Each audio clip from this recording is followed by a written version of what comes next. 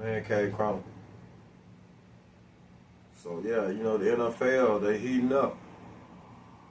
NFL season back. What, third week? They heating back up. Let's say, man, let's talk about that boy SHEDEUR Sanders. It's really only a matter of time before he gonna see the field. He'll see the field this season. You know what I'm saying?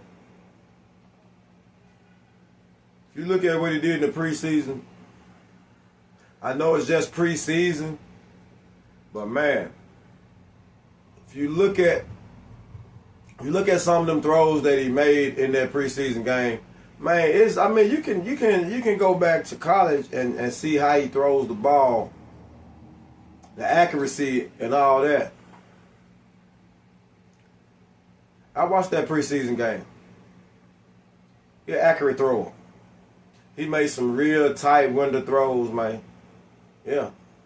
He made some NFL throws. Like some serious tight coverage, small window, some serious NFL throws. So I say all that to say this.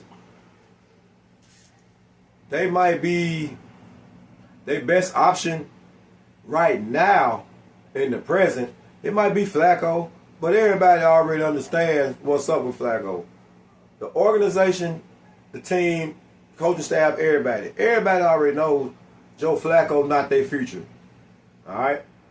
So that's number one.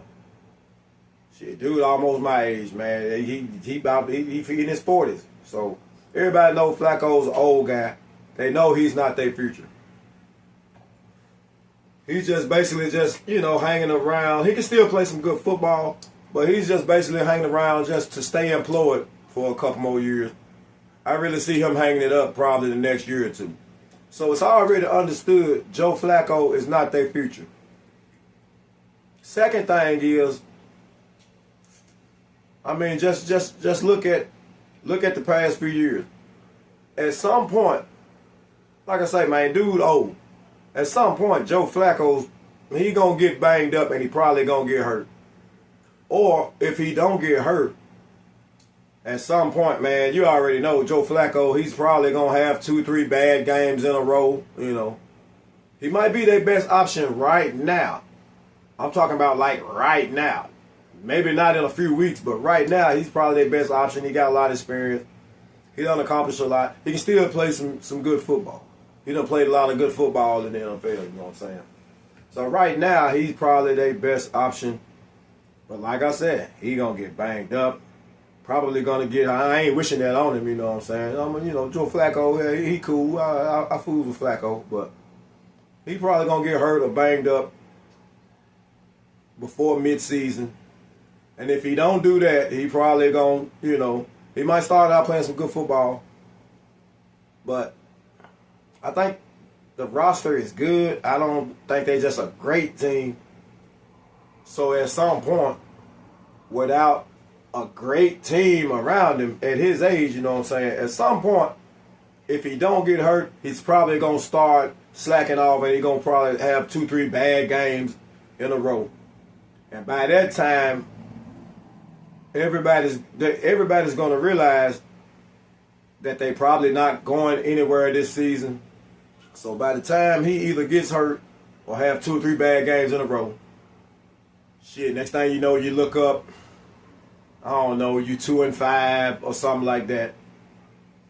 Flacco hurt or he's playing bad football. You probably 2-5 or something. You realize you're not going anywhere. The season ain't really, going nowhere. So what they gonna do?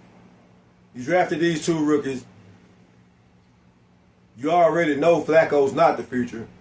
You done invested in these 2 rookie draft picks. So the chances are at least one of them could be the future. But guess what? You're not going to know till you put them out there and find out what you got. So therefore, some going to go negative with Flacco probably before midseason. Then at that point, let's just say they're gonna keep SHEDEUR as a third string. So by the time Flacco start falling off or get hurt, and your record is bad, you realize you ain't going nowhere. Let's say they throw Dylan Gabriel in there after Flacco. They 4th round pick. So, okay, all right. You throw him in there. I don't know. Let's say you 2-5, not going nowhere. You're tired of dealing with Flacco. So now you like, all right, man, let's see what we got with the young guys. You put Dylan Gabriel in there. And to be honest, I like Dylan Gabriel, you know what I'm saying? But I don't think he got SHEDEUR pedigree. I don't think he's as good as SHEDEUR. So, what do that mean? That means you put Dylan Gabriel in there, 3 or 4 games. I don't know, let's say you go 1-3 with him. Or maybe you go 2-2, but he not playing well. Because I don't really think he's as good as SHEDEUR. So chances are, when they put him in, he probably won't do enough to keep, you know what I'm saying, to keep SHEDEUR on the bench. So he'll probably be up and down, and he'll probably end up not really impressing anybody. So then you look up at that point, and you probably something like, you probably 4-8, 4-9 or some shit. So what's the next thing to do?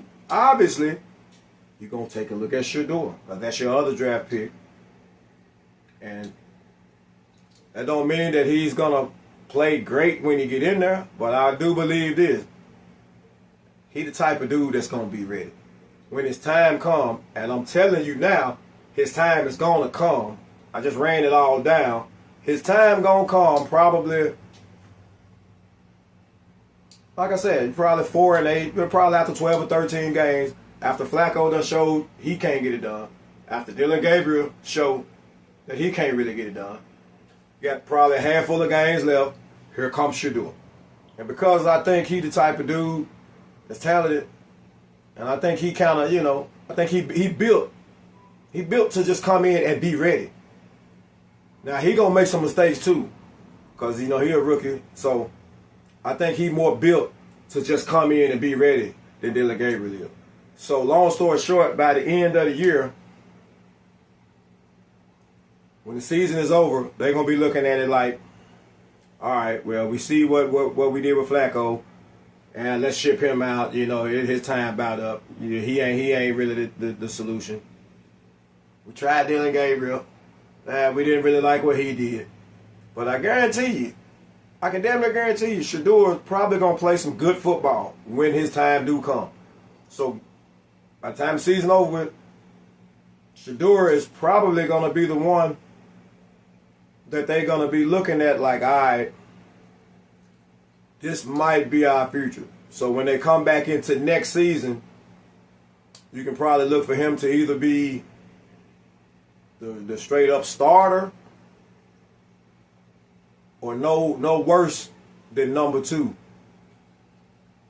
Or it might be something like a 1A or whatever. They might get rid of Flacco, go get another veteran that really ain't gonna be the future, but probably good enough and experienced enough to help him start some games and give SHEDEUR the rest of the time he need to really become the full number 1 quarterback. Long story short, man, he gonna get in there. I think he gonna play well. He gonna move ahead of Dylan Gabriel. And by the time they go into next season, it's just me guessing, but it's a strong possibility SHEDEUR might be their number 1 guy going into the next season.